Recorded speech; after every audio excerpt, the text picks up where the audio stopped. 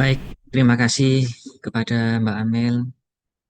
Assalamualaikum warahmatullahi wabarakatuh. Selamat pagi dan salam sejahtera bagi kita semua.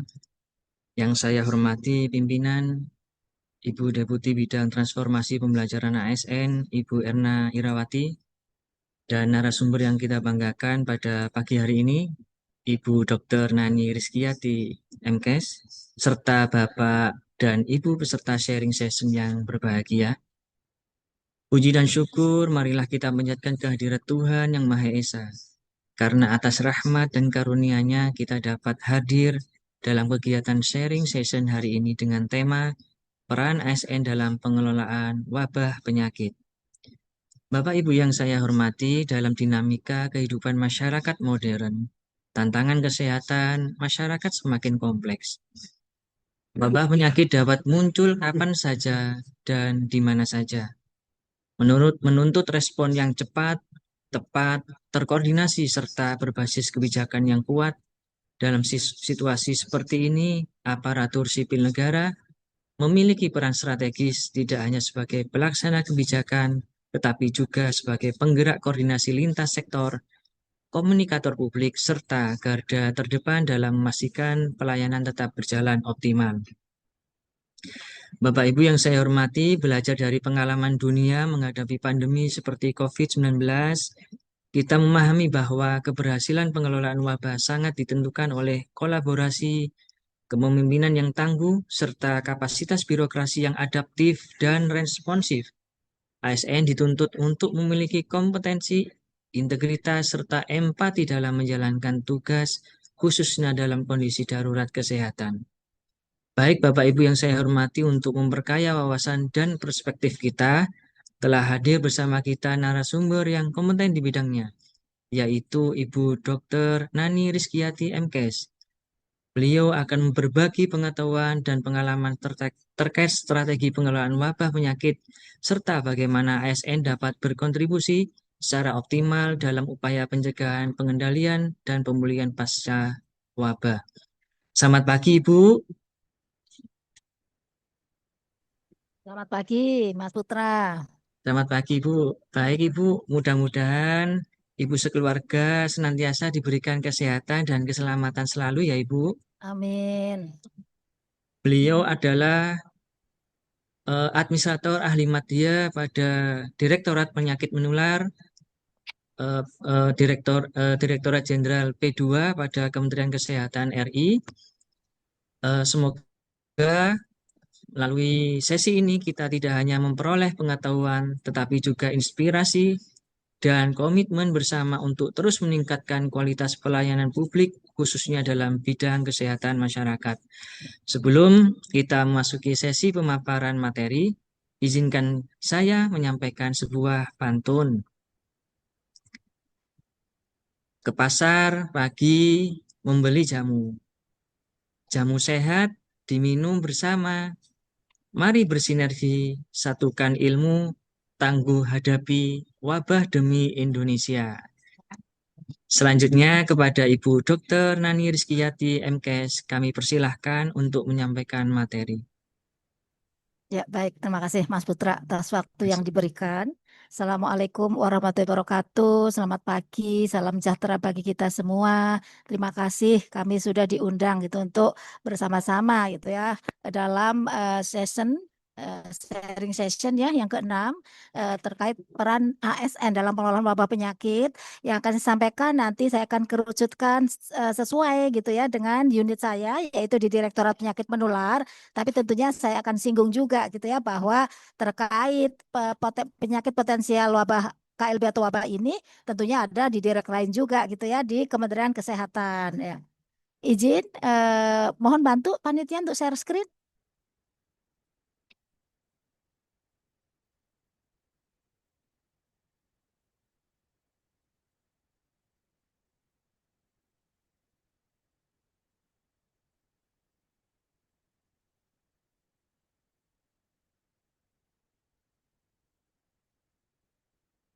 Ya, baik. Baik, Bapak Ibu sekalian, jadi saya akan menyampaikan di sini adalah peran ASN dalam pengelolaan penyakit menular gitu ya, sesuai di direktorat saya. Jadi ada beberapa penyakit menular potensial KLB wabah. Jadi saya akan bicaranya adalah mulai dari sedini mungkin gitu. Artinya bahwa perannya apa sih gitu ya pada saat di hulu. Jadi kalau seperti kita bicarakan yang pandemi kemarin, tentunya ini saya merasa ada satu yang sudah kecolongan gitu ya, sudah ada keterlambatan itu gitu ya, karena di sini tahapannya tentunya harus kita bergerak gitu ya, peran serta ASN harus bergerak mulai dari adanya informasi kasus gitu ya, kemudian adanya peningkatan kasus, adanya sampai declare KLB pada manusia. Itu ada istilahnya adalah KLB, kejadian luar biasa, sampai kemudian kalau kejadiannya meluas itu disebut wabah yang ditetapkan oleh Pak Menteri Kesehatan. Kemudian kalau sudah antar negara itu disebut pandemi gitu. Jadi pandemi itu yang sudah sangat besar sekali. Itu. Kita tidak mau kecolongan lagi mengambil pembelajaran saat COVID-19 kemarin gitu ya, tahun 2019 gitu. Ya baik, lanjut slide.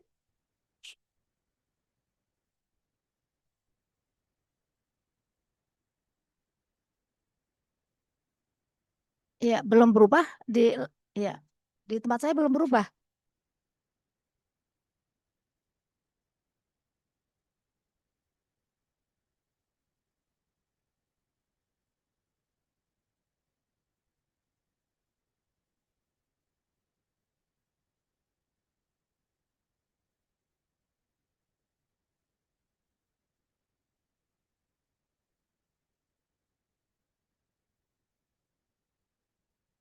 Ya, bisa lanjut. Nah, untuk topik pembahasan pada hari ini, pertama adalah saya akan kenalkan dulu terkait struktur organisasi kami yang di Kemenkes, kemudian dasar hukum yang menjadi dasar landasan regulasi untuk pelaksanaan penanggulangan, dalam arti bahwa penanggulangan ini mengandung makna yang komprehensif melalui pencegahan, pengendalian, dan penanganan, di mana di sini perannya ASN gitu ya di sektor manapun itu sangat besar gitu. Bahkan masyarakat pun bisa terlibat gitu ya. Diharapkan adalah ada peran masyarakat di dalam upaya pencegahan pengendalian dari penyakit itu. Kemudian di sini ada kegiatan dan strategi yang sudah ataupun yang bisa kita lakukan, dan yang terakhir adalah peran ASN dalam pengelolaan penyakit penular wabah potensial KLB wabah. Nah, di sini nanti akan saya jelaskan mungkin ada beberapa contoh ya gitu ya terkait penyakit potensial wabah yang ada di direktorat kami di Direktorat Penyakit Menular ya. Lanjut. Nah, ini struktur organisasinya izin yang ada kayak saya beri kolom merah. Ini artinya bahwa kami posisinya ada di kalau eselon satunya di Direktorat Jenderal Penanggulangan Penyakit gitu ya. Dalam arti bahwa kami adalah dari sektor kesehatan manusianya. Itu seperti itu.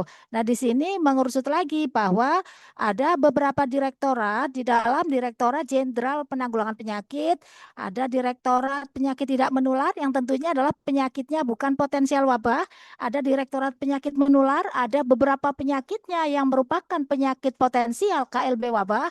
Ada Direktorat Imunisasi otomatis ini adalah dalam upaya pencegahan pengendaliannya kejadian luar biasa ataupun wabah diperlukan gitu ya. Kita bersama-sama dengan Direktorat Imunisasi, ada Direktorat Surveillance dan Kekarantinaan Kesehatan. Nah, disinilah untuk penghimpunan data secara rutin yang otomatis dari jenjang yang paling bawah, misalnya dari puskesmas, kabupaten kota, provinsi, sampai ke level pusat, tentunya adalah datanya dihimpun untuk secara nasional, terutama dalam kewaspadaan ataupun kesiapsiagaan melalui sistem yang disebut sistem kewaspadaan dini dan respon gitu ya. Kemudian ada kesehatan lingkungan. Nah, di sini tentunya kalau di kesehatan lingkungan kaitannya adalah dengan faktor resiko gitu, di mana beberapa penyakit gitu ya, terutama yang di kami di Direktorat Penyakit Menular itu untuk pengendalian faktor resikonya di samping diimunisasi ada di Direktorat Kesehatan Lingkungan gitu ya.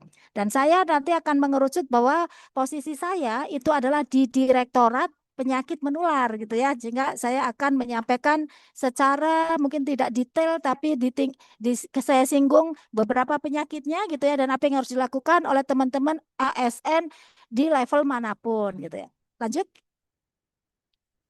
Ya. Untuk penyakit potensial KLB wabah yang ada di Direktorat Jenderal Penanggulangan Penyakit bisa kita lihat di sini. Jadi yang saya hijaukan tua itu artinya bahwa kita mengerucutnya adalah di situ, tapi bukan berarti di Direktorat Surveillance Kekarantinaan Kesehatan di sana tidak ada penyakit menular potensi wabah gitu ya. Tidak demikian. Di sana pun ada penyakit yang new atau re-emerging gitu ya, penyakit baru atau penyakit lama kemudian muncul kembali, penyakit yang baru ada gitu ya, dan penyakit lain yang tidak termasuk di dalam Direktorat Penyakit Menular itu seperti itu.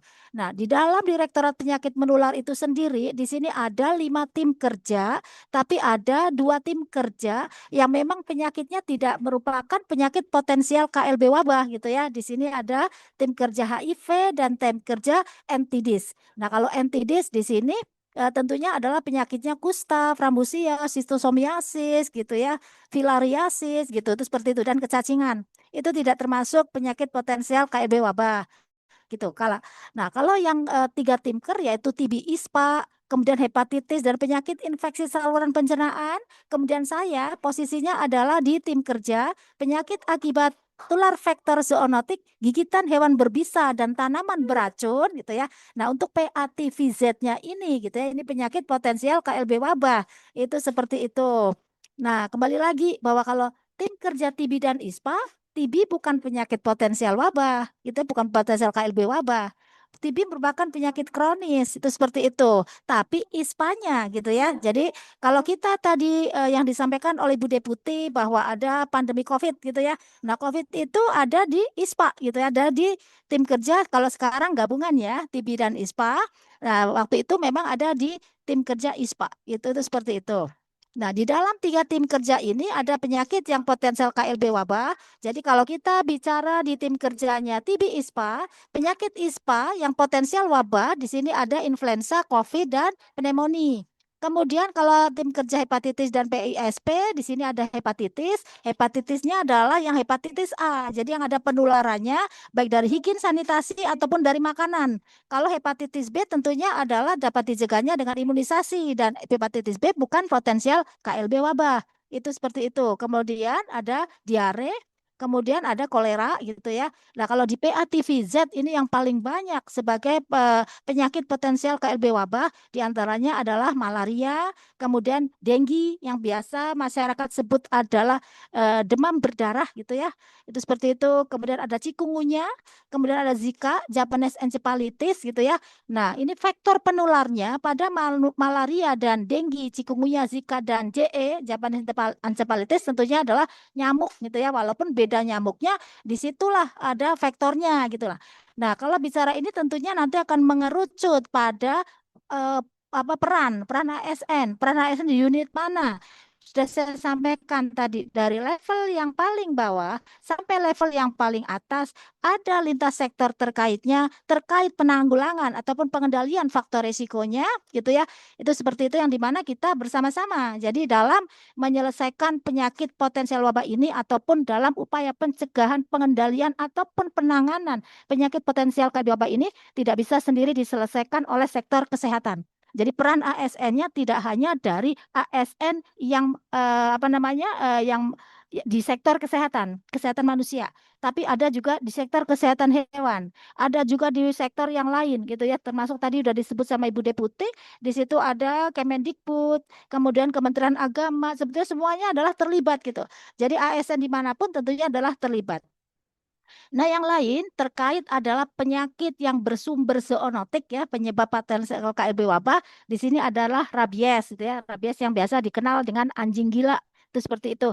Kemudian ada avian influenza atau flu burung gitu ya. Dan ini rawan banget karena dia ada kaitannya gitu ya dengan tanda gejalanya adalah mengenai saluran pernapasan gitu. Sehingga ini agak-agak ada hubungannya gitu dengan influenza yang ada di tim kerja ISPA, tapi bedanya kalau yang ada di tim kerja ISPA itu sudah penularannya adalah human to human, jadi antar manusia.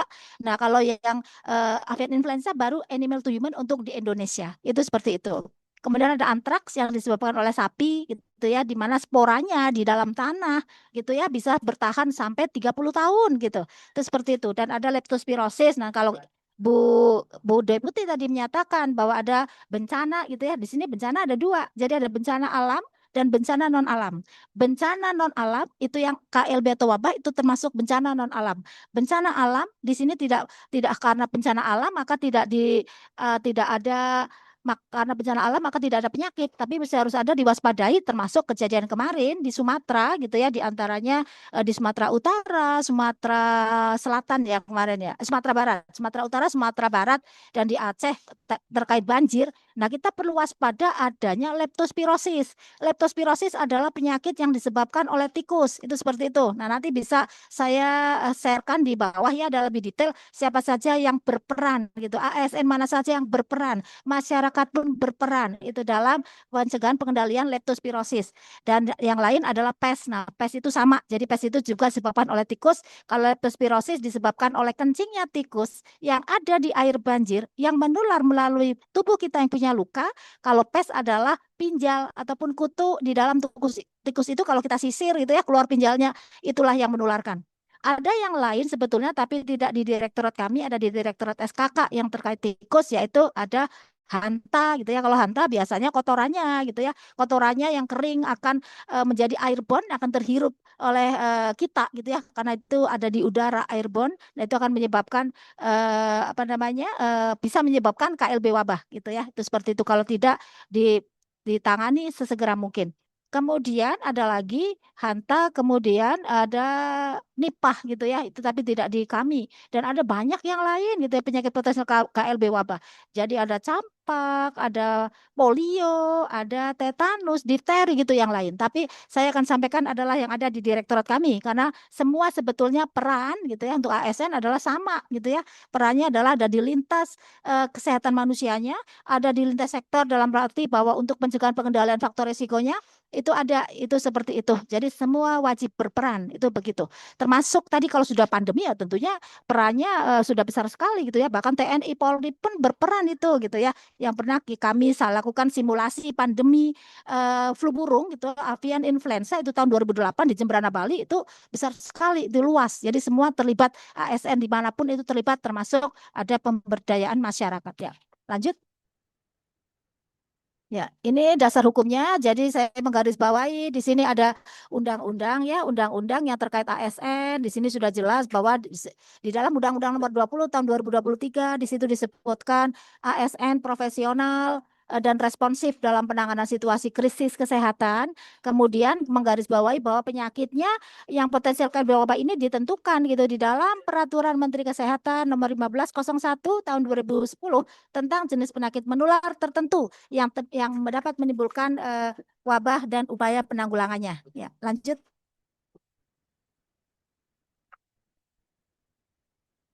Ya. Nah, kalau terkait zoonotik ya, jadi ada regulasi gitu zoonotik di mana kita lintas kementerian ini memang harus bersatu padu karena penyelesaian dalam penyelesaian penyakit akibat zoonotik itu memang tidak bisa diselesaikan oleh Kementerian Kesehatan sendiri. Jadi di sini ada pendekatan yang kita sebut adalah pendekatan satu kesehatan atau One Health gitu ya, di mana di sini ada sektor terkait yang saling harus berinteraksi, harus saling integrasi, kolaborasi di dalam pelaksanaannya gitu ya, di mana keterlibatan ASN di unit-unit itu tentunya adalah sangat penting gitu dari mulai sedini mungkin melalui pencegahan pengendaliannya, apalagi penanganannya itu seperti itu ya, itu seperti itu. Nah, di sini ada lintas kementerian, di sini ada dari Kementerian Dalam Negeri, ada Kementerian Kemenko PMK, karena yang apa namanya mengkoordinir ya lintas kementerian adalah Kementerian Kemko PMK.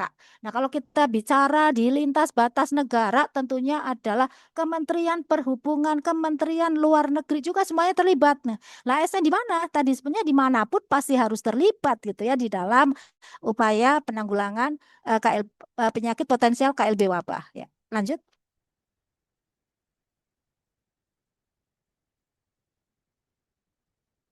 Ya, ini yang saya beri kolom merah itu artinya adalah bahwa penyakit potensial wabah yang ada di direktorat kami.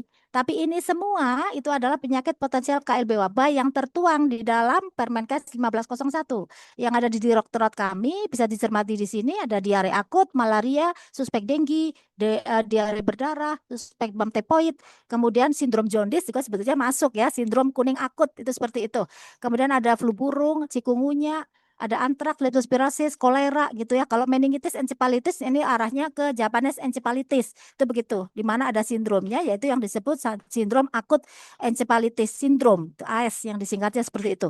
Ada influenza like illness. Jadi untuk pengenalan tanda gejala dini dari si influenza ataupun bisa juga penyakit terkait saluran pernapasan ataupun COVID itu melalui influenza like illness. Jadi ada tanda gejala demam gitu ya dengan batuk dalam 10 hari itu yang dikenali dan dibuktikan dengan pemeriksaan PCR untuk dilihat subtipe virus gitu ya yang bersirkulasi di tubuh kita. Itu virus subtipenya apa? Benar ada pneumonia ini terkait saluran pernapasan dan ada gigitan hewan penular rabies gitu ya di mana kita ketahui bersama ini menjadi masalah yang penting juga. Perannya adalah tadi lintas sektornya terkait adalah kental banget di mana kita melalui pendekatan One Health tentunya di sini akan melibatkan baik sektor kesehatan manusia, sektor kesehatan hewan, kesehatan lingkungan ataupun satwa liar. Itu kita harus bersama-sama. Dan yang lain adalah suspek COVID ya ataupun suspek COVID-19. Nah, kita sampaikan di sini yang di PMK 1501 memang suspek karena di sini kalau untuk confirm tentunya perlu pembuktian laboratorium dulu melalui pemeriksaan PCR. Itu seperti itu. Ya, lanjut. Ya. Nah, di sini sudah tertuang dengan jelas penyakit-penyakitnya. Sebetulnya ini semua ya. Kalau yang saya beri kolom merah adalah yang di penyakit yang di direktorat kami, di Direktorat Penyakit Menular. Nah, di sini ada pelaporan. Jadi pelaporannya sudah jelas di sini bahwa di sini ada pelaporan di bab 4 di dalam PMK 1501 tahun 2010 pasal 16 sudah jelas bahwa tenaga kesehatan atau masyarakat. Nah, ini ASN ya, tenaga kesehatan bisa ASN tapi tidak hanya tenaga kesehatan sebetulnya. Tapi karena pelaporannya di dalam sistem kami adalah di Kementerian Kesehatan, jadi ini tenaga kesehatan atau masyarakat ASN lain bisa termasuk di dalam masyarakat wajib memberikan laporan kepada kepala desa, lurah, puskesmas terdekat selambat-lambatnya 24 jam. Jadi kalau ketemu penyakit itu paling tidak 1 kali 24 jam itu masih harus dilaporkan gitu.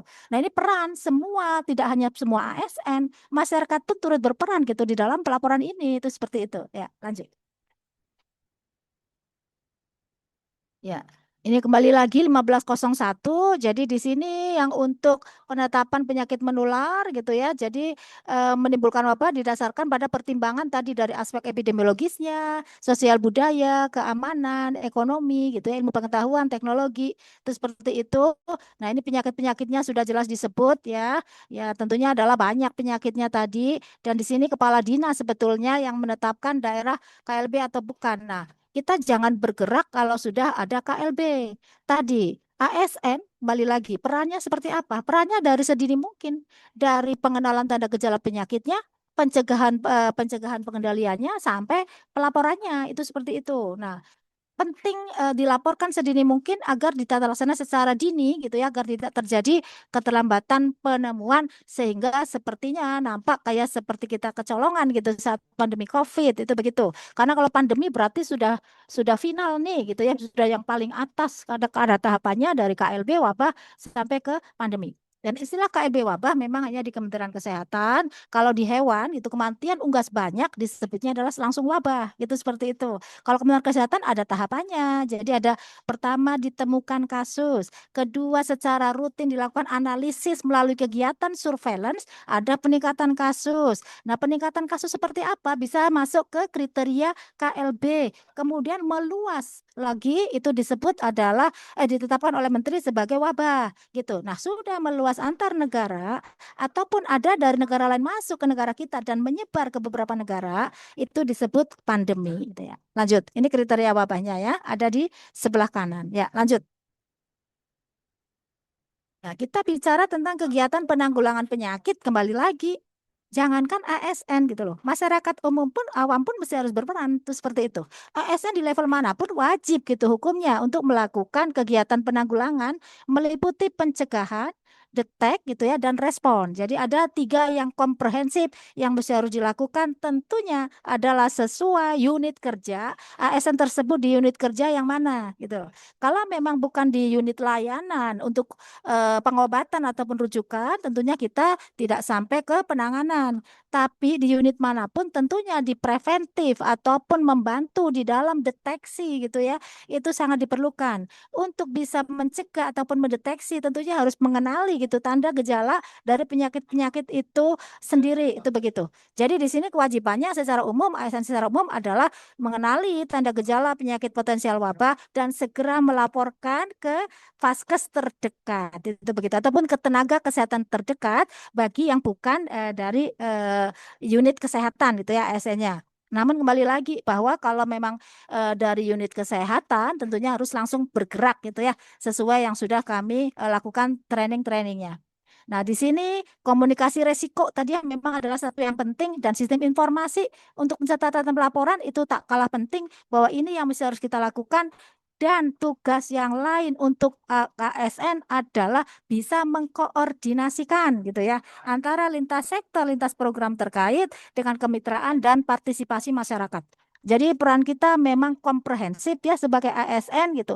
Nah, tergantung levelnya, kita ada di level ataupun di unit yang mana, sehingga kita bisa mengerjakan tugas-tugasnya sesuai yang sudah ditentukan ya. Lanjut.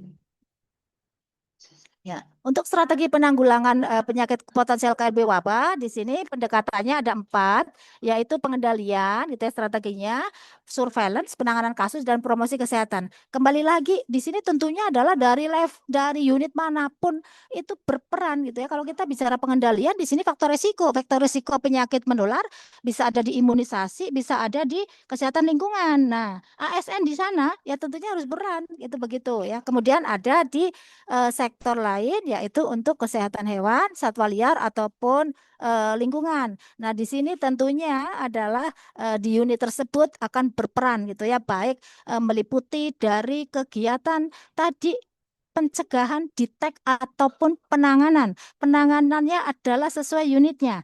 Pada manusia, penanganannya sampai penanganan pada manusianya. Pada kesehatan hewan, penanganannya adalah sampai mengantisipasi penularan gitu ya. Misal contoh rabies ya tentunya perlu dilakukan vaksinasi pada hewan penular rabies secara rutin, misalnya begitu. Dan kemudian ada peningkatan kapasitas nakes untuk tata laksana kasus, ada pemberdayaan masyarakat, kemudian penguatan koordinasi kolaborasi. Nah, kalau surveillance ini tentunya adalah suatu kegiatan yang rutin gitu ya. Jadi ASN dimanapun itu wajib hukumnya untuk berperan di dalam pengamatan, itu seperti itu. Tapi pengamatan rutin yang mesti harus melalui pelaporan rutin, nah ini unit mana gitu yang akan berperan. Tapi prinsipnya adalah semua ASN dimanapun berperan gitu dalam tadi pengamatan dan penemuan kasus di masyarakat. Kemudian ada jejaring laboratorium, tentunya ini ada tugas gitu, tugas dari lab gitu ya, tugasnya apa. Nah, itu berperan. Jadi berperan sesuai tusi masing-masing gitu untuk ASN. Tapi kita bersatu padu untuk bisa bersama-sama melakukan penanggulangan penyakit potensial KLB wabah. Itu seperti itu. Nah, di sini ada sistem informasi terpadu lintas sektor. Sistem informasi terpadu lintas sektor kami punya yang untuk terkait zoonotik dan PIB, jadi ada penyakit infeksi baru, itu dikoordinir oleh Kemenko PMK melalui pelaporan yang disebut SIZE, gitu ya. Ada sistem informasi zoonotik dan PIB, gitu ya, dan infeksi. Itu namanya SIZE dan emerging, zoonotik emerging ya. Nah, itulah yang dikoordinir oleh Kemenko PMK, dan di sini memang sistemnya memang menghimpun data, pendataan, ya, analisis, laporan, ada alert-alertnya dan respon, baik dari data yang dilaporkan melalui SKDR, kemudian ada dari Isiknas untuk kesehatan hewan, dan untuk satwa liar melalui Sehat Satli. Nah, itu dikoordinir oleh Kemenko PMK melalui sistem SIZE, walaupun memang aktivasinya belum di seluruh wilayah gitu ya. Tapi kemarin sudah sempat diaktifasi ke seluruh kabupaten kota di NTT. Tapi nanti secara bertahap tentunya itu akan dilakukan. Nah, di sini peran unit terkait, ya, peran unit terkait. Nah, kalau kita bicara ini tentunya adalah tak terlepas bahwa ASN di unit tersebut itu perannya seperti apa. Ini kan perannya nggak hanya dari pengamatan dan pencatatan pelaporan, tapi sampai analisis dan menginterpretasikan dan penyebaran ataupun disinformasi, diseminasi informasi itu diperlukan. Nah, kalau penanganan kasus tentunya adalah ada manajemen kasus dan ada logistik yang dipenuhi gitu ya. Jadi ini memang sudah sangat komprehensif yang dilakukan dan terlepas itu semua ada satu upaya promosi kesehatan di mana di sini kalau kita bicara penyakit tentunya adalah PHBS ya. Kalau pembelajaran COVID tentunya adalah PHBS ya TPS itu. Pakai masker, hindari kerumunan gitu ya. Itu. Nah, peran kita sebagai ASN di samping melakukan upaya pencegahan pengendalian pada diri sendiri tentunya bisa menghimbau ke masyarakat gitu ya, ataupun menjadi menjembatani gitu ya keperluan-keperluan masyarakat untuk bisa mengkoordinasikan kepada unit terkaitnya ada di mana. Ya, lanjut. Ya, kita bicara pendekatan multi source. Nah, kalau kita bicara di sini sudah sangat jelas bahwa integrated algoritmenya sudah sangat jelas keterlibatan gitu ya di sektor manapun ASN dimanapun ya pasti akan sesuai tusinya akan berperan gitu ya itu seperti itu. Nah, di sini kalau di Kementerian Kesehatan tentunya adalah pelaporan rutin untuk kewaspadaan. Kalau data individu pelaporan kasus tentunya adalah bisa harian ya, penyakit potensial KLB. Tapi di dalam rekapannya ada sistem yang dilaporkan setiap minggu untuk dalam rangka menjadi alert gitu ya untuk adanya satu peningkatan kasus yang melalui sistem kewaspadaan dini dan respon yang disebut SKDR. Itu seperti itu. Nah, di sini unitnya mana saja? Nah, unitnya sudah jelas bahwa ada Vaskesnya, ada labnya, ada puskesmas, ada sekolah gitu ya, ada asrama itu seperti itu. Nah, di sini tentunya kalau kita bicara jenjang secara ASN ya ASN dimanapun itu akan terlibat itu seperti itu. Ya, lanjut. Ya, ini adalah pelaporan gitu ya melalui pertama kita biasanya mendapatkan baru rumor saja kita sudah melakukan pelacakan. Nah, pelacakan di sini adalah tugasnya dari siapa? Kalau rumor tentunya harus kita verifikasi dulu gitu ya. Kita melakukan verifikasi kasus dulu apakah benar gitu ya bahwa ini penyakit potensial KLB, apakah ini penyakit baru, apakah ini penyakit lama yang muncul kembali, itu seperti itu. Nah, itu mesti harus kita verifikasi dan ini peran dari jenjang yang paling bawah dari puskesmas bersama-sama kabupaten kota, provinsi dan sampai ke level pusat bisa turun bersama untuk melakukan rumor verifikasi itu seperti itu. Nah, kalau memang benar ini adalah penyakit yang perlu dilaporkan dalam 1 kali 24 jam gitu tentunya adalah dilaporkan melalui sistem SKDR. Nah, sini ada sinyal-sinyal kapan kita bisa mulai turun gitu. Misalnya ya perannya apa tadi ya kembali lagi semuanya sebenarnya peran ini yang saya sampaikan karena di saat kita mengetahui bahwa ini memang pertama terdetek adalah suspek gitu ya. Nah, pada saat terdetek suspek peran apa dari sektor kesehatan dan unit terkait bisa bersama-sama gitu. Levelnya adalah dari level yang puskesmas sampai ke jenjang yang paling atas pun bisa turun gitu bersama-sama untuk melakukan langkah yang seperti yang disebut adalah investigasi kasus gitu ya dan pelacakan kasus. Itu seperti itu. Nah, disinilah bisa kita tentukan bahwa dia termasuk di dalam masuk kriteria KLB atau tidak. Tapi untuk penetapan KLB memang declare-nya ada di pemegang kebijakan setempat gitu. Jadi kadang kita memang secara teknis saja menyatakan bahwa ini KLB jika memang secara umum gitu ya ada peningkatan kasus 2 kali lipat dari periode sebelumnya atau 3 kali berturut-turut gitu ya dalam hitungan periode misalnya eh, minggu atau bulan itu loh itu seperti itu. Tapi ada penyakit yang memang untuk penetapan KLB-nya itu satu kasus saja bisa dikatakan KLB itu seperti itu. Seperti misalnya flu burung ya dengan case fatality rate atau kematian itu 100%. Satu kasus positif flu burung yang biasanya subtipe dari virusnya itu adalah H5N1 itu sudah KLB itu seperti itu. Kalau suspek pun baru suspek. Itu suspek kan belum dibuktikan pemeriksaan PCR untuk diketahui subtipe apa, virus apa yang ada di spesimen dengan tanda gejala flu burung tadi itu ya. Itu pun mesti harus dilakukan investigasi gitu ya, pelacakan kasus ataupun penyelidikan epidemiologi. Biasanya yang adalah seperti itu.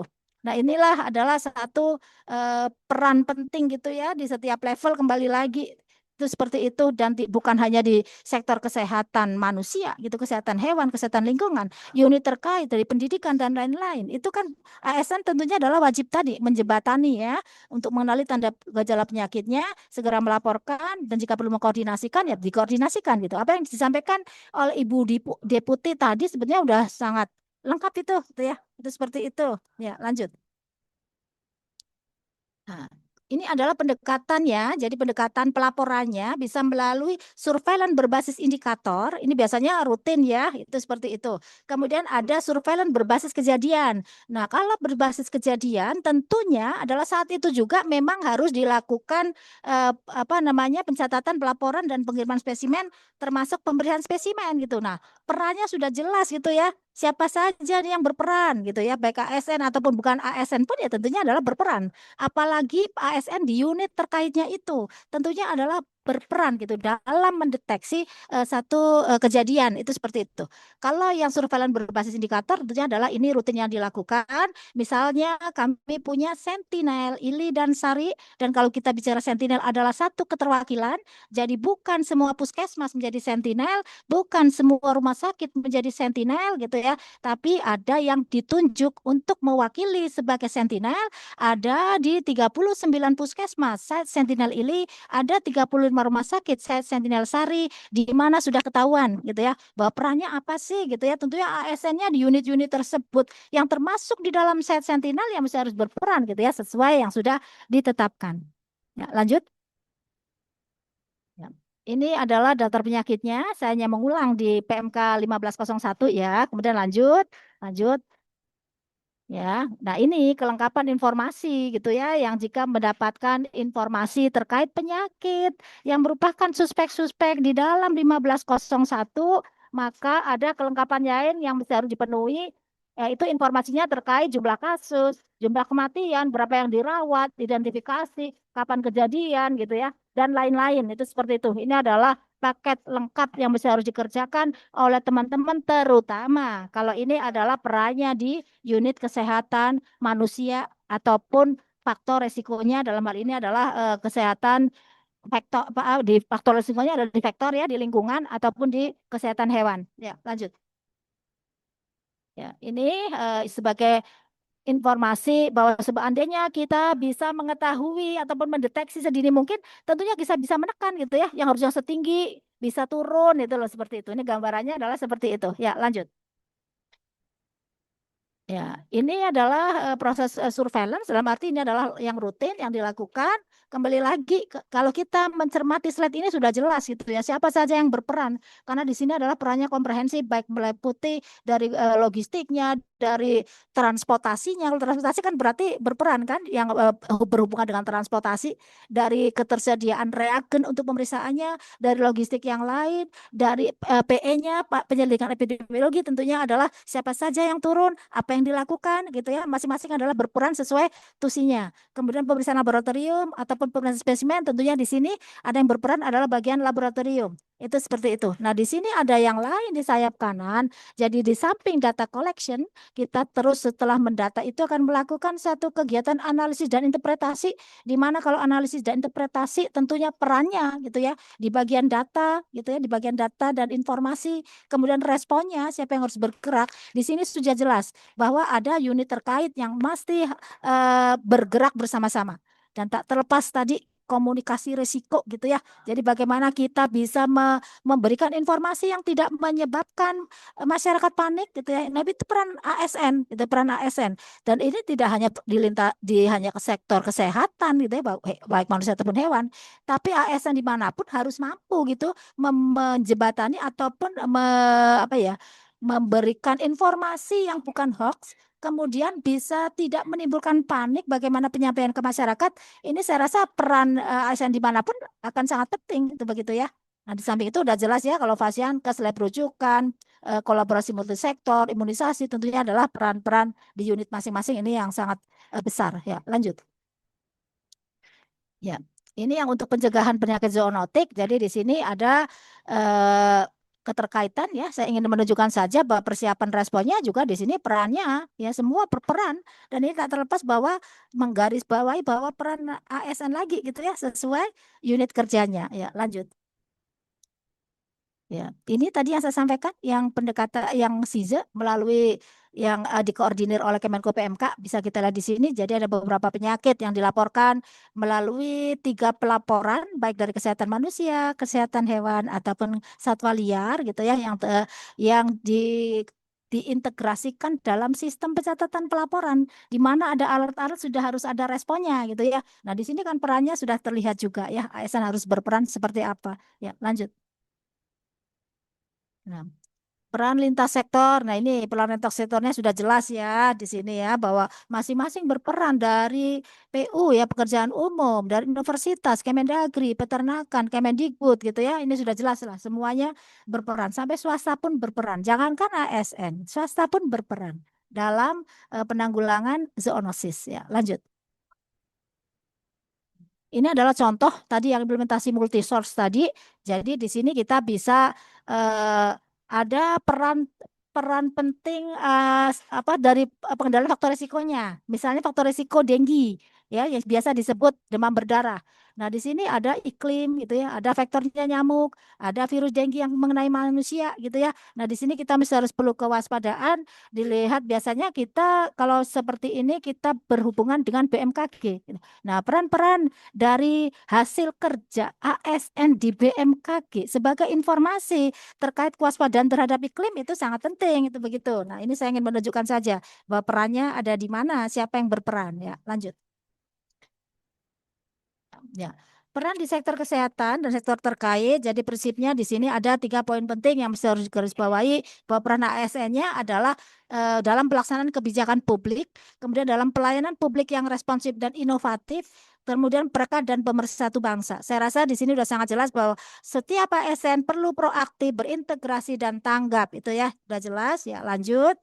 Kemudian yang berakhlak ya tentunya adalah memang kita berperan gitu ya dalam menjadi teladan ataupun agen perubahan, kemudian pelaksanaan kebijakan pencegahan pengendalian dan surveillance, kemudian mitigasi dan penanganan bencana, keberkat persatuan dan penyebaran informasi akurat termasuk pemanfaatan teknologi dan kolaborasi lintas sektor. Jadi di sini sudah jelas bahwa di dalam berakhlak tadi ya ada akuntabilitas, kompetensi, harmonisasi, loyalitas gitu ya. Kemudian berakhlaknya ini mesti harus kita jaga. Artinya itu bahwa apa yang harus kita lakukan memang mengacu pada kolaborasi adaptif dan kolaborasi ya. Jadi semua ini mesti harus kita kerjakan dan perlu digarisbawahi bahwa di sini ada detailnya yang mesti harus dikerjakan oleh teman-teman ASN dalam meneladani tentunya adalah seperti pembelajaran COVID, penerapan protokol kesehatan. Kemudian perlu edukasi masyarakat dan disiplin diri. Jadi kita bukan hanya untuk menghimbau ke masyarakat, tapi kita tidak peduli gitu dengan diri kita sendiri. Tapi kita harus disiplin gitu terhadap diri kita sendiri. Kemudian pelaksanaan kebijakan di sini adalah perlu tadi ya pelaporan, itu kasus ada pelaporan, kita perlu melakukan kewaspadaan dini, perlu melakukan respon cepat, mitigasi bencana, baik bencana alam ataupun non alam, karena di dalam bencana alam juga tidak menutup kemungkinan di situ ada kasus-kasus potensial KLB wabah gitu yang terjadi di camp-camp gitu ya, di perkemahan-perkemahan ataupun di pengungsian-pengungsian, itu seperti itu. Karena penyakit menular kalau sudah antar manusia itu bisa airborne gitu ya, jadi penularan sudah cepat banget, bisa droplet infection, bisa melalui luka gitu ya. Jadi masuknya tadi kayak leptospirosis kan mesti dari kencing tikus yang ada di air banjir, kemudian masuk ke tubuh kita melalui luka itu seperti itu. Kemudian perlu penguatan layanan, ya layanan dari unit yang paling bawah yaitu dari puskesmas lanjut ke rujukan-rujukannya gitu. Semuanya harus siap itu seperti itu.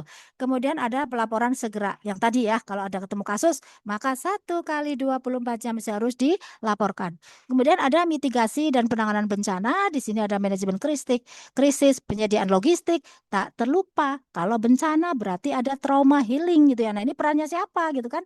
Di situ semua berperan. Kemudian ada dapur umum. Nah, ini yang berperan siapa untuk dapur umum gitu ya? Termasuk casling ya untuk higien sanitasi.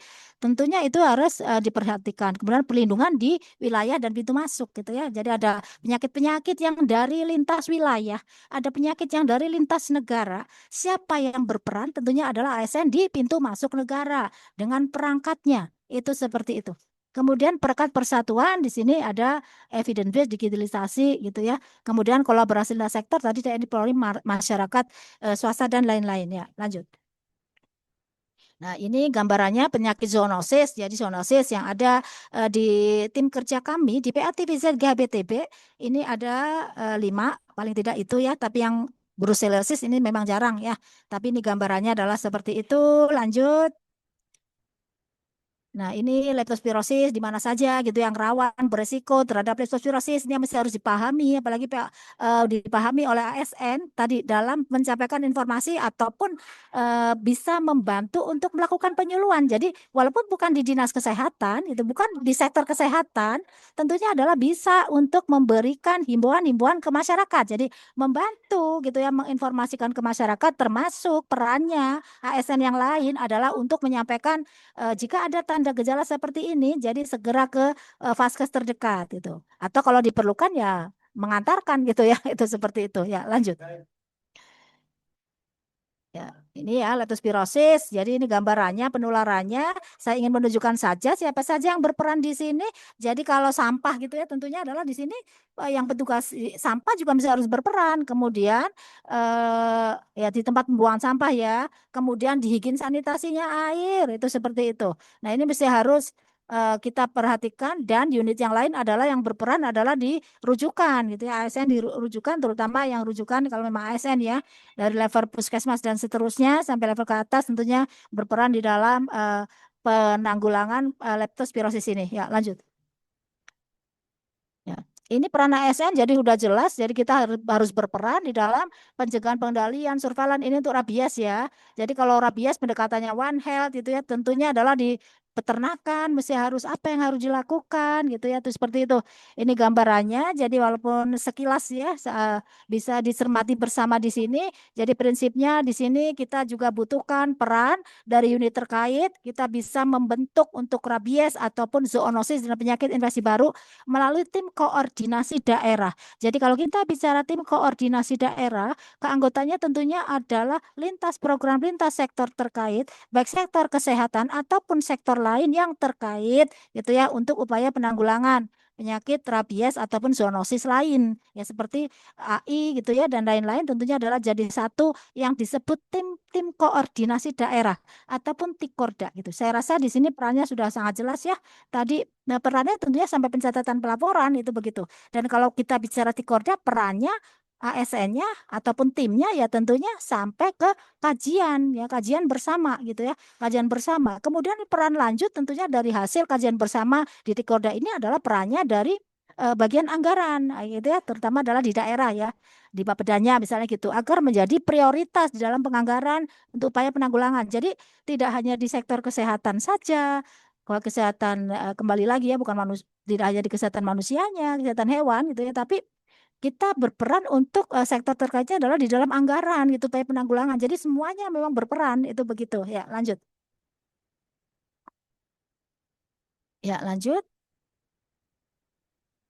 Ya, ini ya gambarannya, perannya. Jadi dia ada lintas kementerian, ya perannya seperti apa. Dan kita memang sudah lakukan rakornas saat itu dan kita sudah himpun bersama gitu bahwa masing-masing unit terkait gitu ya. Kalau ini bicaranya adalah SN-nya ya, itu berperan seperti apa tentunya sudah sangat jelas gitu. Nah, di dalam yang sudah tertuang di dalam surat ini tentunya akan bisa di breakdown lagi untuk peran dari masing-masing unit terkaitnya itu gitu ya. Tentunya terlepas bahwa semuanya adalah dari pendeteksian kasus ataupun faktor resikonya sampai pencatatan pelaporan. Ya, lanjut. Ya, ini ya lanjut. Ini lanjut saja. Jadi ini gambarannya ya yang sudah kita lakukan Rakornas pada tanggal 4 September 2025. Nah, untuk leptospirosis pun sama gitu ya perannya. Jadi kita melihat di sini kita sudah tahu bahwa perannya apa sih gitu ya. Tadi sebetulnya yang di atas disebut aja sudah mewakili gitu di penyakit apapun potensial KIB wabah, perannya adalah seperti yang tertuang di sini. Ini saya hanya memberikan gambaran satu persatu secara detail. Ya, lanjut. Ya, ya ini rekomendasinya. Jadi memang kita butuhkan dari apa yang sudah dilakukan tentunya menjadi satu rekomendasi untuk pengambilan keputusan pimpinan itu seperti itu. Jadi dari melalui tadi pelaporan kasus ya ataupun analisis gitu ada peningkatan kasus, kemudian kita melakukan interpretasi, kita mengambil apa sebagai informasi gitu untuk pimpinan pimpinan dalam pengambilan keputusan itu seperti itu. Jadi pergerakannya adalah semua ASN di setiap level tergantung unit kerjanya di mana sesuai tusinya, tentunya semuanya akan berperan gitu ya untuk bersama-sama bisa melakukan upaya penanggulangan. Ya, lanjut. Ya.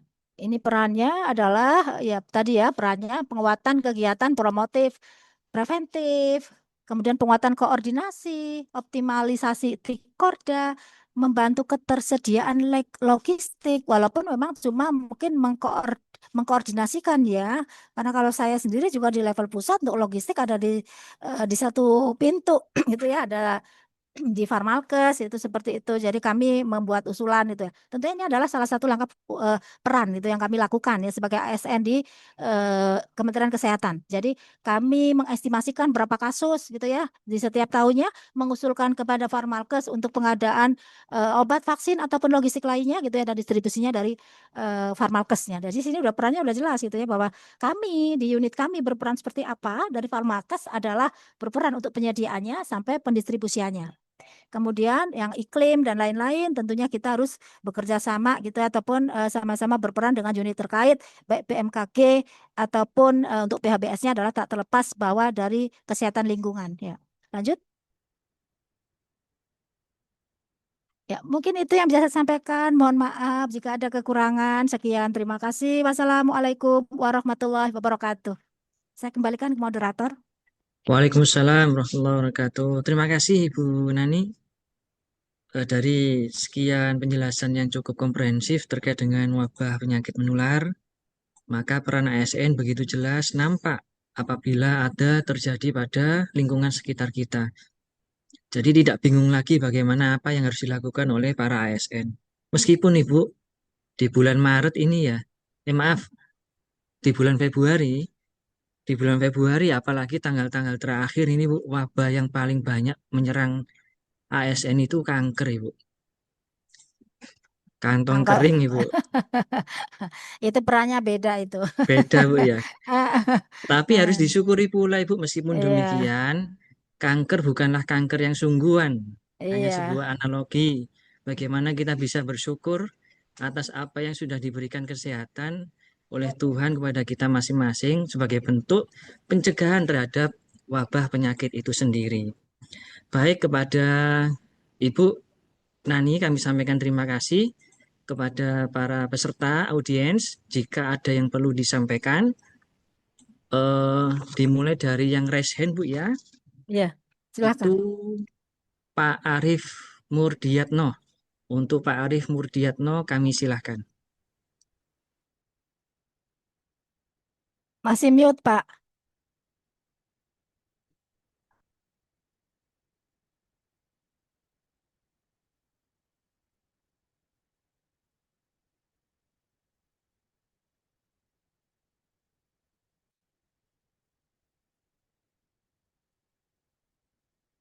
Ya, Assalamualaikum warahmatullahi wabarakatuh. Salam. Bisa didengar suara saya, Ibu ya? Jelas, jelas, Oke, Pak. terima kasih. Yang saya hormati Mbak Amel, Mas Putra, dan Bu Dr. Nani sebagai narasumber pagi hari ini. Perkenalkan saya Arif, Bu, dari Kalimantan Timur.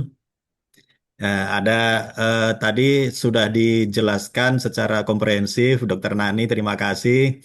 Ini lebih lanjut, ini tadi juga disampaikan bahwa saya gembira sekali ini sudah ada konsep One Health Bu ya. Jadi ini antara kesehatan masyarakat dengan kesehatan hewan ini sudah terpadu sehingga ini eh, menyebabkan penanganan penyakit ke depan, wabah ke depan mudah-mudahan bisa secara komprehensif kita tangani bersama-sama. Nah, Dokter Nani, ini ada beberapa hal respon dari kami, mudah-mudahan nanti bisa direspon juga oleh Ibu Dokter Nani. Yang pertama terkait dengan tema hari ini Bu Dokter Nani, yaitu yang saya lihat ini ada dua hal. Yang pertama adalah ASN, kemudian yang kedua adalah pengelolaan wabah penyakit. Nah, jadi ini eh, ada satu hal Bu Dokter Nani, ini bagaimana pendapat Bu Dokter Nani terkait dengan pengelolaan wabah ini.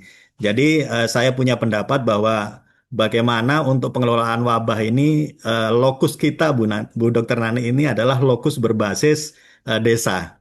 Nah, itu jadi nanti pendapatnya Ibu Dokter Nani seperti apa. Jadi karena kita di desa ini banyak sekali di situ tim work kayak itu ada Posyandu, ada PKK, ada dan lain sebagainya. Dan tentunya juga ada Vaskes ya, Vaskes yang banyak sekali dan juga di situ banyak sih. Nah, ini tentunya dengan lokus yang akan terbatas ini nanti akan ada terjadi kompartemenisasi ya, kompartemen-kompartemen yang akan memudahkan kita nanti untuk melakukan pengelolaan terhadap wabah ini. Jadi nanti pendapat Dokter Nani seperti apa. Kemudian yang kedua, Bu Dokter Nani ini terkait dengan efektivitas pelaporan. Jadi ketika ada ASN kita ya baik kita kan ASN ini ada yang ASN non kesehatan dan ada juga ASN yang kesehatan. Jadi ini nanti seperti apa untuk efektivitas pelaporan yang kita curigai sebagai wabah, baik itu wabah yang bersifat zoonosis tadi Bu ya, ataupun wabah yang bersifat di manusia.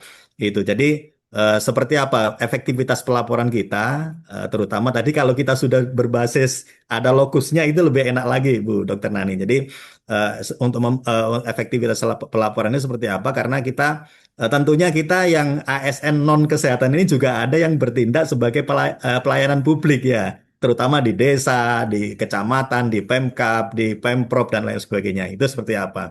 Kemudian yang terakhir itu terkait dengan tadi Bu Dokter Ani, komunikasi publik kita seperti apa supaya komunikasi publik kita ini eh, terutama di platform media sosial. Tadi saya tertarik sekali di platform media sosial karena saat ini memang baik beberapa platform media sosial ini akan sangat cepat sekali. Baik itu yang tadi informasi yang itu memang betulan atau yang memang hoak, Bu. Kadang-kadang ini yang memang perlu kita klarifikasi secara cepat sehingga tidak menimbulkan kegaduhan di masyarakat. Dan tentunya kalau sudah ada kegaduhan, kita semua panik. Ini mau seperti apa? Dan ini tentunya peran seperti teman-teman di Dinas Kominfo dan lain sebagainya ini akan sangat diperlukan sekali untuk sebagai apa ya juru juru bicara yang dengan menyajikan data-data yang sesungguhnya dan kita tidak menakut-nakuti tapi memang realnya seperti itu dan penanganannya ke depan akan seperti ini. Barangkali tiga hal itu Dokter Nani yang ingin kami respon. Terima kasih atas materinya dan mohon maaf atas segala kekurangannya. Saya akhiri. Assalamualaikum warahmatullahi wabarakatuh. Waalaikumsalam warahmatullahi. Bisa langsung dijawab kah, Mas Boleh Putra? Bu, silahkan. Wah, lu masih ingat ya? Tadi sebenarnya 1 dan 2 gitu jawabannya bisa jadi 1, Pak. Lokus desa. Saya sangat setuju dan kami sudah mengimplementasikan kegiatan yang disebut surveillance berbasis masyarakat, Pak. Ada surveillance berbasis masyarakat. Di sana ASN, ya ASN tadi ya, ASN-nya bisa ASN kesehatan, non kesehatan, bahkan masyarakat pun akan bersama-sama gitu Pak untuk melakukan tadi pencegahan pengendalian ataupun pengenalan penyakitnya melalui tadi surveillance berbasis masyarakat. Dan di situ udah tepat sekali Pak. Karena pergerakan kita adalah sedini mungkin gitu ya dari level dari unit desa gitu ya bahkan dari adanya satu laporan kejadian faktor resiko, misalnya kematian unggas banyak gitu loh Pak. Itu kan dari masyarakat kan laporannya Pak. Nah, bagaimanakah tadi melalui surveillance berbasis masyarakat, tentunya masyarakat sudah mengenali gitu ya bahwa ini kemungkinan ada unggas mati banyak mendadak. Jangan-jangan ini flu burung gitu loh. Sehingga masyarakat bisa berperan ke dinas kesehatan ataupun ke vaskes terdekat ataupun FKTP terdekat gitu ya. Terlepas bahwa mestinya tidak hanya di puskesmas, tentunya ada di puskeswan gitu ya. Tergantung dia laporannya kemana. Siapa yang dulu akan dilaporkan? Apakah puskeswannya ataukah ke puskesmasnya? Tapi itulah yang dari awal Pak kita bergerak itu namanya sedini mungkin. Dari pengenalan faktor risiko itu yang paling bagus. Kematian unggas mati mendadak. Sebelum ada informasi bahwa ada tanda gejala seperti flu ataupun seperti ILI, influenza like illness pada manusia, itu sudah ada pergerakan gitu Pak dari puskeswannya untuk melakukan langkah investigasi terhadap apa? Terhadap unggas gitu. Sambil mencermati ataupun mengamati melakukan satu kegiatan surveillance. Surveillance itu adalah pengamatan yang terus-menerus Pak terhadap warga setempat di sekitar kematian unggas mati mendadak tadi Itu ya, kalau ada tanda gejala menyerupai influenza, tentunya segera melaporkan ke dinas kesehatan gitu. Nah, ini perannya baik ASN ya, ASN apa kesehatan, ASN non kesehatan. Kan itu kan di dalam surveillance berbasis masyarakat, jangankan ASN non kesehatan. Masyarakat pun mesti wajib gitu mengenali tanda gejalanya sehingga bisa melakukan kegiatan sedini mungkin. Jadi yang 1 sama 2 itu seperti itu penjelasannya Pak, dan itu saya sangat setuju. Ini sangat bagus sekali. Pergerakannya adalah dari level yang pertama gitu ya di masyarakat itu. Kalau di desa kan di masyarakat ya Pak gitu. Nah, itu pengenalannya jangan sampai kecolongan. Itu begitu. Ya, kemudian yang satu lagi apa Pak tadi yang poin 3 saya agak lupa. Ini aja apa namanya garis besarnya aja Pak. Tadi apa? Terkait apa? Yang ketiga?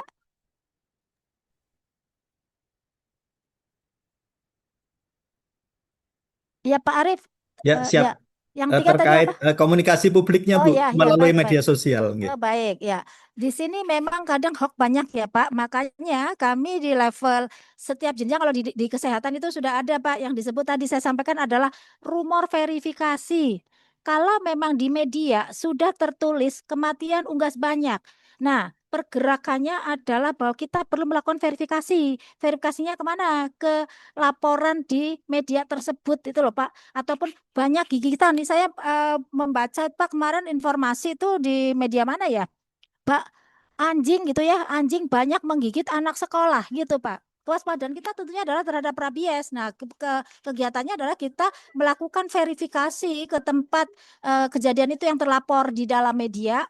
Kemudian pergerakannya adalah menginformasikan ke, kalau kami pergerakannya adalah ke dinas kesehatan setempat gitu ya Pak ya, untuk melakukan tadi rumor verifikasi terhadap kejadian itu, dan setelah itu tentunya adalah melakukan pelacakan gitu Pak. Itu pun investigasi ya, penyelidikan epidemiologi terhadap kejadian, karena gigitan di sini adalah menjadi penekanan bagi kita untuk pergerakan yang cepat. Ada dua sisi, ada peran gitu ya dalam dua sektor, baik sektor kesehatan hewannya, kita tentunya menanyakan ataupun menggali gitu ataupun mencari informasi terkait vaksinasi terhadap HPR, hewan penular rabies yang 99% adalah anjing, kemudian ada kucing, ada musang, kera gitu ya ataupun kelelawar. Tentunya kita tanyakan, tapi vaksinasi biasanya adalah pada hewan yang berpemilik gitu, tentunya seperti itu, ataupun catatannya di Disnak gitu ya Pak. Disnaknya itu berapa apa namanya cakupan vaksinasi pada hewan penular. Itu misalnya seperti itu.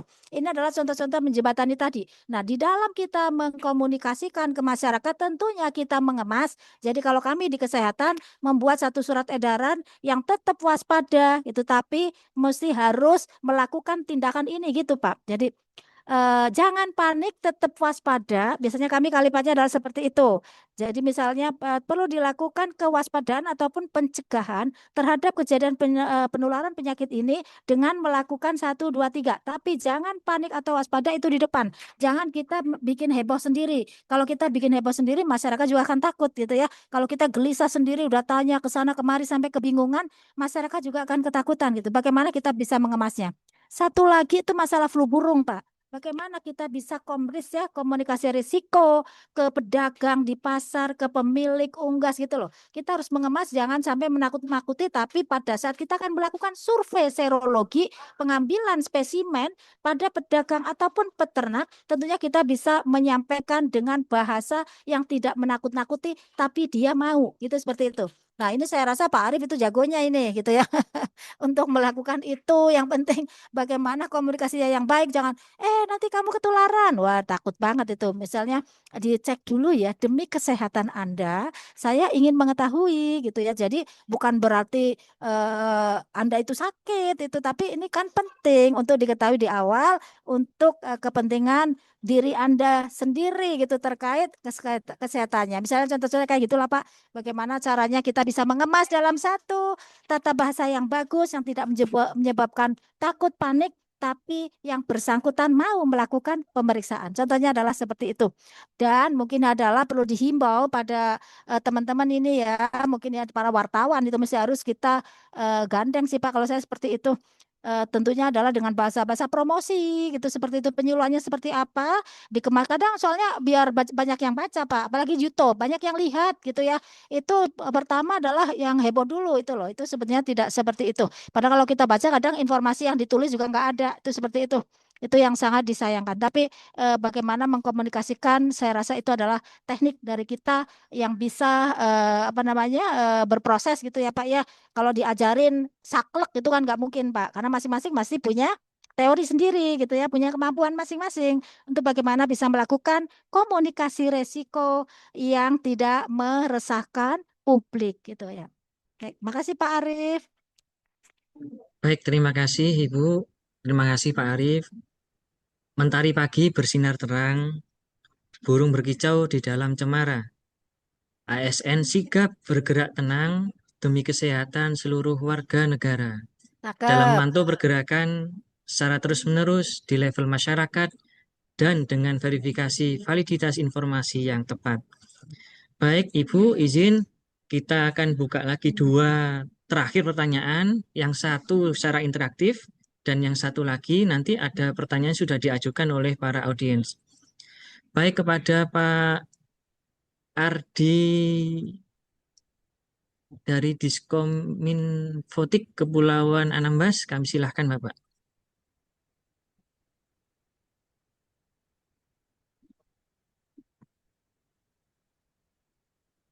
Baik, terima kasih. Assalamualaikum warahmatullahi wabarakatuh. Waalaikumsalam.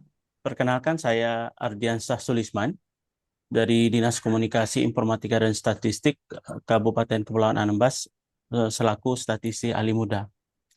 Kebetulan saya tertarik dengan materi yang disampaikan pada hari ini, namun mungkin saya tidak akan menyinggung terkait penanganannya, tapi saya ingin menambah hasanah juga. Mungkin dari hasanah tersebut saya ingin kita berbagi pemahaman bahwa ada upaya lain yang bisa kita lakukan sebelum hal itu terjadi.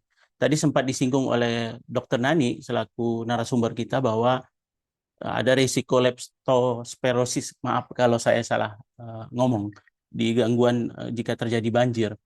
Kalau saya berpikir justru bagaimana kalau kita selaku ASN atau kita selaku aparatur pemerintah berupaya mencegah terjadi kejadian tersebut sebelum banjirnya. Jadi kita tahu nih jika terjadi banjir resiko leptospirosis itu besar. Bagaimana kalau kita maaf saya mungkin baca satu literatur atau menemukan literatur bahwa perlu pengendalian kelahiran terhadap hama-hama seperti ini. Jadi birth control. Saya menemukan istilah tersebut.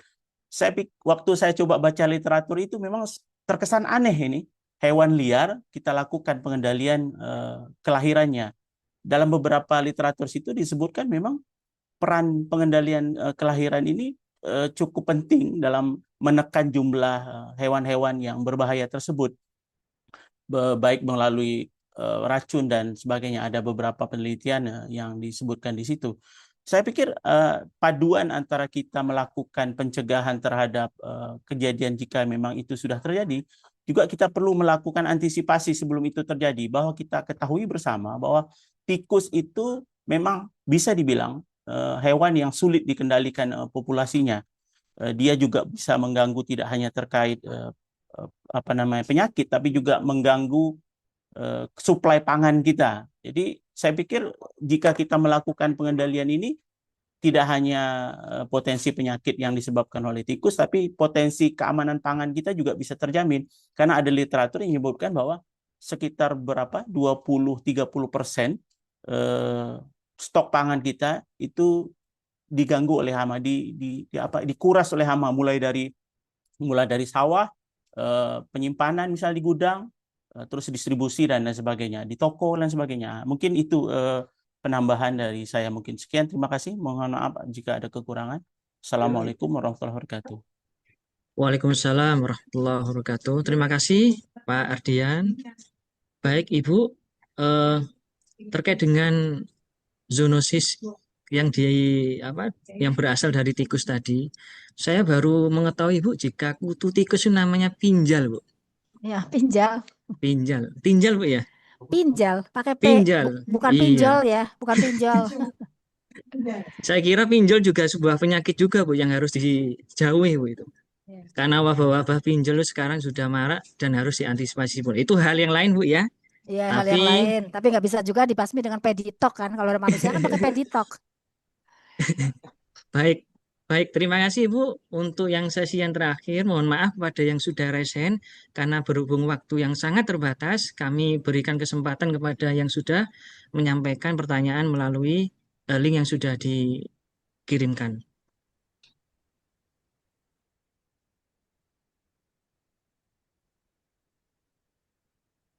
Pak Ari Wicaksono, instansinya Rumah Sakit Menur, Pak ya. Apabila Wabah muncul baru. wabah baru yang belum dikenal, bagaimana ASN harus bersikap dalam pengambilan keputusan cepat namun tetap akuntabel? Ya, langsung jawab. Ya, Silahkan langsung saya Ibu. jawab ya. Ya. Jadi kan wabah baru itu tentunya ASN yang mana ini gitu ya. Kembali lagi, apakah di kesehatan atau non kesehatan itu ya, kesehatan yang mana? Kesehatan hewan, kesehatan manusia ataupun kesehatan lingkungan gitu ya. Itu ASN yang mana? Karena ini banyak sih, banyak ASN-nya. Jadi bagaimana berperan tentunya adalah tadi saya sampaikan sesuai unitnya. Itu begitu. Jadi unitnya ada di mana? Kita harus berperan seperti apa? Wabah penyakit baru berarti adalah new emerging gitu ya. Ini baru informasi loh. Jadi jangan sampai kejadian wabah karena biasanya kalau penyakit baru satu aja gitu ya. Kita mesti harus bergerak 1 kali 24 jam kita sudah melakukan investigasi gitu, sudah melakukan pelacakan kasus. Jadi nggak sampai wabah. Kalau wabah udah terlambat itu. Jadi adanya re-emerging, new emerging. Re-emerging adalah penyakit lama ada kembali. New emerging adalah yang benar-benar baru. Apa yang harus kita lakukan? Prinsipnya kalau dengar penyakit baru, siapapun itu, ASN atau bukan, ASN kesehatan atau non kesehatan, ada penyakit baru yang aneh, tentunya harus segera melaporkan ke unit kesehatan, ke vaskes terdekat, ke unit kesehatan, ke dinas kesehatan gitu. Nah, kembali lagi, tentunya kita harus lakukan rumor verifikasi. Jadi, langkah apa yang mesti harus dilakukan dari ASN? Segera melaporkan 1 kali 24 jam ada kasus yang aneh, ada tanda gejala aneh, laporkan saja dulu. Nanti kami akan bergerak melakukan rumor verifikasi gitu. Jadi di samping itu kita waspada tetap gitu ya, tapi kita menunggu informasi lanjut dari hasil pelacakan kasus tadi. Tapi menginformasikan itu adalah langkah yang dapat dilakukan sesegera mungkin oleh ASN gitu ya, ASN dimanapun dalam waktu 1 kali 24 jam gitu. Tapi tetap saja kita mesti harus menghimbau. Jadi jangan dengar informasi penyakit baru sudah menyebarkan itu gitu ke mana-mana dan menimbulkan kepanikan tuh nggak boleh. Jadi yang perlu kita lakukan segera melaporkan ke vaskes terdekat ataupun ke dinas kesehatan. Kedua, jangan membuat kepanikan dari masyarakat. Ketiga, tetap waspada melakukan pencegahan pengendalian. Tentunya penyakit apapun pastinya adalah biasanya kalau sudah antara human to human, pencegahannya adalah PHBS, CTBS gitu ya, ataupun kalau melalui airborne tentunya adalah ataupun droplet infection tentunya adalah pakai masker gitu loh, ataupun membatasi kerumunan, ataupun memperhatikan lingkungan, kebersihan lingkungan gitu. Nah, penyakitnya nanti akan kita ketahui apakah penyakit ini yang dapat dicegah dengan imunisasi ataukah tidak dapat dicegah dengan imunisasi gitu ya. Tapi poin tadi pencegahan penyakit menular gitu ya. Itu adalah prinsipnya adalah tadi sama hampir sama semuanya. PHBS, CTPS, pakai masker gitu ya. Istirahat cukup gitu ya. Kelola stres dengan baik itu adalah cerdik itu seperti itu sih yang kita lakukan. Nah, itu. Jadi pertama wajib melaporkan, kedua jangan bikin heboh, panik dengan menyebarkan ke masyarakat sehingga masyarakat semakin bingung. Kemudian yang ketiga adalah kita perlu perhatikan adalah PHBS, CTPS-nya gitu ya. Kemudian mungkin sedikit saya singgung Pak Moderator, Mas Moderator, saya singgung sedikit yang tadi Pak Diskominfo ya. Itu ya kalau memang bisa dilakukan sih monggo saja Pak, prinsip adalah itu. Tapi sebetulnya kita pemberantasannya adalah di tempat-tempat di mana populasi tikusnya banyak. gitu. Jadi seperti di tempat-tempat sampah tadi sudah saya sampaikan kan, di TPU gitu ya, di tempat pembuangan sampah, TPS, tempat pembuangan sampah, kemudian di daerah-daerah yang kotor gitu tuh. Jadi yang kayaknya tempat ini akan jadi populasi nyamuk banyak gitu ya. Nah, itu pemberantasannya adalah di sana, Pak, gitu ya, untuk mengantisipasi banyaknya tikus pada saat banjir ataupun sebelum banjir. Dan tentunya kewaspadaan terhadap iklim tadi Pak yang saya sampaikan bahwa perlu peran dari BMKG untuk secara intens melakukan memberikan informasi kepada kami melalui webnya ataupun manapun yang bisa diakses terkait tentang iklim gitu ya, tentang situasi iklim di wilayahnya. Karena itu adalah untuk kewaspadaan. Jadi misalnya, wah bulan ini ataupun 2 minggu lagi akan ada hujan lebat gitu ya, kewaspadaan seperti itu. Nah, himbauannya kepada masyarakat tentunya tadi harus kembali lagi, harus cuci kaki, kita cuci tangan gitu ya kalau sudah kena yang kotor-kotor. Karena prinsipnya kalau kita tuh bagus di dalam apa namanya cuci gitu ya, cuci tangan, cuci kaki gitu ya dengan air mengalir, dengan sabun antiseptik, maka si virus ataupun bakteri, terutama bakteri ya, itu pasti akan lewat itu, maksudnya akan bisa mati dengan cuci itu, dengan air mengalir gitu loh. Itu himbauan itu yang kita perlu lakukan, terlepas dari apa yang harus dilakukan terkait adalah pengendalian faktor risikonya. Kalau tikus bisa melalui pemberantasan di populasi gitu ya. Baik, terima kasih Ibu atas jawaban sekaligus respon dari apa yang disampaikan oleh Bapak yang dari Kepulauan Anambas tadi. Eh, Pergi berlayar menuju seberang. Angin bertiup Cakep. membawa harapan. Bersama kita kuat dan tenang. Wabah dihadapi dengan kolaborasi dan ketangguhan. Ya, cakep. Terima kasih Ibu Bapak.